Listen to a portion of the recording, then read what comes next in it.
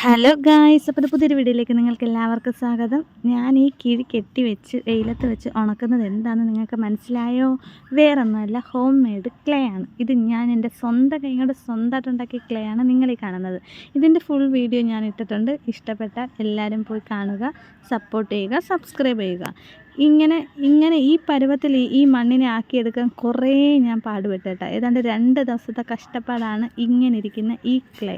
ഇനി ഇത് വെയിലത്ത് വെച്ച് ഉണക്കി സെറ്റാക്കിയതിന് ശേഷം ഇതിൽ നിന്നും എൻ്റെ ഉള്ളിൽ ഒളിഞ്ഞിരിക്കുന്ന ഒരു കലാകാരനുണ്ടല്ലോ, അതായത് ഈ ക്ലേ വെച്ച് ഓരോ സംഭവങ്ങളൊക്കെ ഉണ്ടാക്കുന്ന കുറേ ആൾക്കാരൊക്കെ ഉണ്ടല്ലോ, അവരുടെ അത്രയും അല്ലെങ്കിലും അവരുടെ ഏകദേശം കാൽഭാഗമെങ്കിലും എത്തുന്ന രീതിയിൽ എന്തെങ്കിലുമൊക്കെ ഉണ്ടാക്കണമെന്ന് എനിക്ക് ആഗ്രഹമുണ്ട്.